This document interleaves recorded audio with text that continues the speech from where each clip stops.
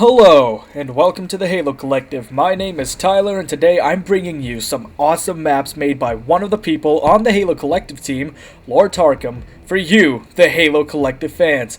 He's decided to release them in map packs, and the first one is dubbed Chaotic Battlegrounds. Without further ado, let's check out the maps that you will be downloading. Lor has created 3 maps, 2 of which are Big Team Battle maps, and 1 is meant for 4v4 Team Slayer. The first of the BTB maps is called Frozen Whispers, and the second, Blizzard. And the arena map is called Ground Zero. Let's look at each one in depth, starting with Frozen Whispers. Frozen Whispers is a Forerunner-themed big team battle map. Each team has a large base with towering pillars, and each team has a Wraith and a Ghost at the front of their base for use in the field. On the cliff side of the map, a platform that has a neutral Banshee and a binary rifle can be occupied by a team, and the neutral spawns there can act as a forward operating base. On the opposite side of the map, an incineration cannon spawns as well as 2 splinter turrets, one facing each base for teams who control the neutral center to use against the opposing team's base.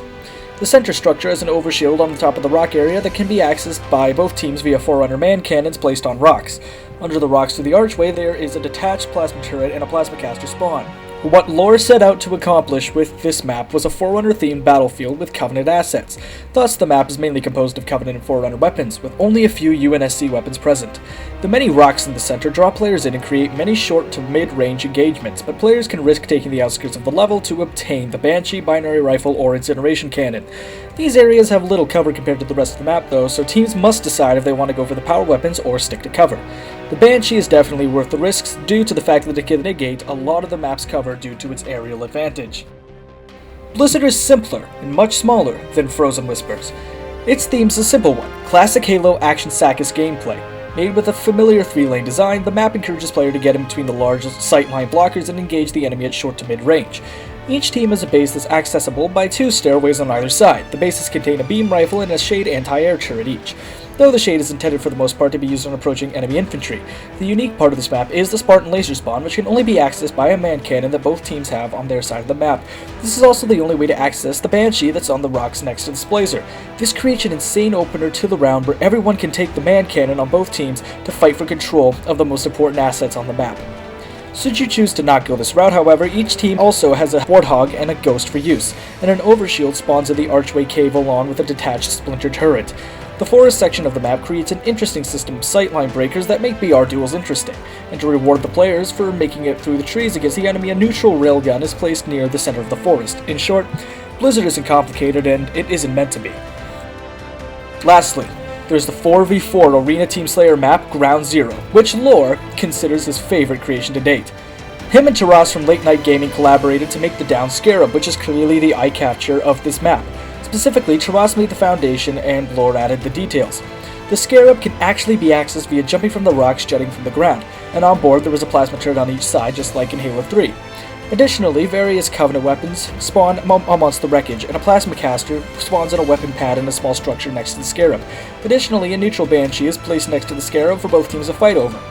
On the opposite side of the map, there is a medium-sized cinema structure that contains a Spartan laser which is intended to be used to counter the Banshee, so teams should make sure they obtain at least one of these 2 key assets. Also, there's a standard shade turret in the cinema building that can't be used on the roads themselves. Tons of destroyed and broken down vehicles and wreckage from the hellacious battle that clearly took place here are strewn about, and these vehicles form a heavy amount of cover that encourages players to get into the thick of the action. However, players can attempt to gain control of the Scarab and jump onto it to obtain a height advantage, and find good use for magnums and other precision weapons. The smoke from the vehicles on the roads also helps block sight and again encourages players to get a little bit more up close and personal. The vehicles are phased into the ground and flipped, however, so players should know that they're not usable except for the Banshee near the Scarab. Each team gets a small base with 3 separate ramps for access, and many walls for cover. Additionally, players will also respawn behind large rocks on their side of the map, which also have precision weapon pickups near them. Each team additionally gets a Ghost in front of their base. This Ghost is best when used to control the open outskirts of the map, as it becomes difficult to maneuver when going into the wreckage-filled road. Lor's theme for this map is a heavily damaged battleground set in an urban setting, which is accomplished by things like the cinema, the broken crane, the destroyed vehicles, and the various crashed Banshees that can be seen on the walls of the map.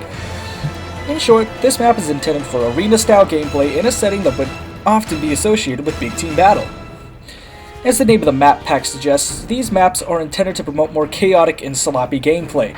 To download them, simply go search up Lor's gamertag on Xbox Live, Lor Tarkam, then add him as a friend. He doesn't need to add you back for this to work, so once you send him a request, go into Halo 5 Guardians and look for him in your friends lists.